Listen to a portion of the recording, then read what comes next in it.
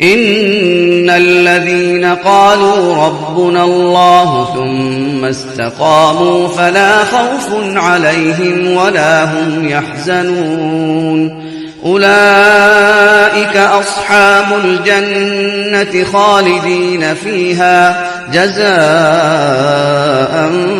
بما كانوا يعملون ووصينا الإنسان بوالديه إحسانا حملته أمه كرها ووضعته كرها وحمله وفصاله 30 شهرا حتى إذا بلغ أشده وبلغ 40 سنة قال رب أوزعني أن أشكر نعمتك التي أنعمت علي وعلى والدي وأن أعمل صالحا ترضاه وأصلح لي في ذريتي إني تبت إليك وإني من المسلمين أولئك الذين نتقبل عنهم أحسن ما عملوا ونتجاوز عن سيئاتهم في أصحاب الجنة وعد الصدق الذي كانوا يوعدون والذي قال لوالديه أف لكما أتعدانني أن أخرج وقد خلت القرون من قبلي وهما يستغيثان الله ويلك آمن إن وعد الله حق فيقول ما هذا إلا أساطير الأولين أولئك الذين حق عليهم القول في قد خلت من قبلهم من الجن والإنس إنهم كانوا خاسرين ولكل درجات مما عملوا وليوفيهم أعمالهم وهم لا يظلمون ويوم يعرض الذين كفروا على النار أذهبتم طيباتكم في حياتكم الدنيا واستمتعتم بها فاليوم تجزون عذاب الهون بما كنتم تستكبرون في الأرض بغير الحق وبما كنتم تفسقون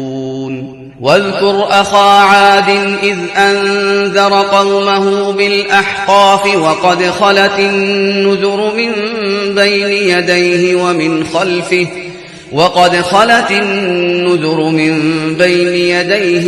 خلفه ألا تعبدوا إلا الله إني أخاف عليكم عذاب يوم عظيم قالوا أجئتنا لتأفكنا عن آلهتنا فأتنا بما تعدنا إن كنت من الصادقين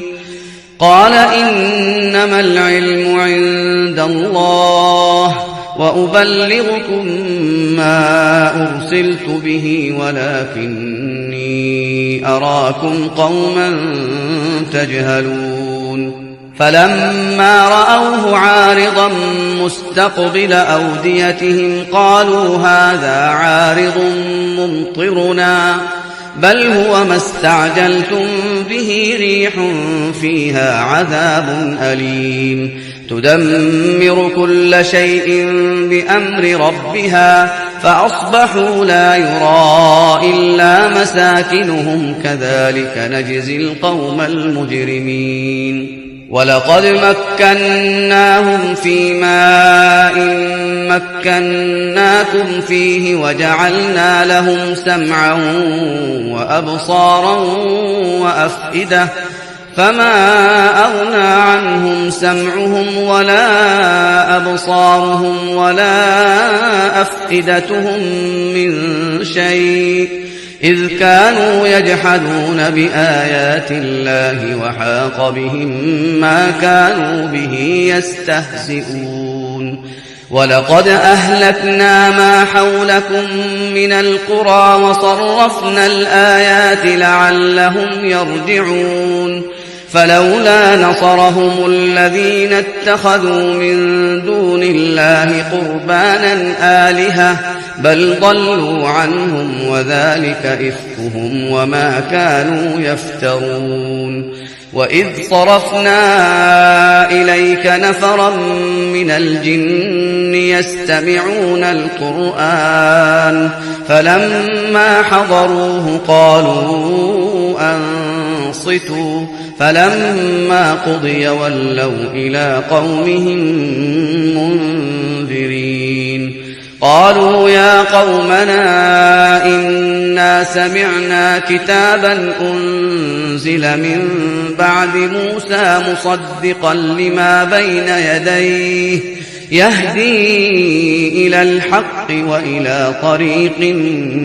مستقيم يا قومنا أجيبوا داعي الله وآمنوا به يغفر لكم من ذنوبكم ويجركم من عذاب أليم ومن لا يجب داعي الله فليس بمعجز في الأرض وليس له من دونه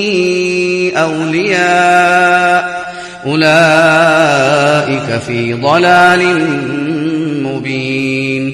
أولم يروا أن الله الذي خلق السماوات والأرض ولم يعي بخلقهن بقادر على أن يحيي الموتى بلى إنه على كل شيء قدير ويوم يعرض الذين كفروا على النار أليس هذا بالحق قالوا بلى وربنا قال فذوقوا العذاب بما كنتم تكفرون فاصبر كما صبر أولو العزم من الرسل ولا تستعجل لهم كأنهم يوم يرون ما يوعدون لم يلبثوا إلا ساعة من نهار بلاغ فهل يهلك إلا القوم الفاسقون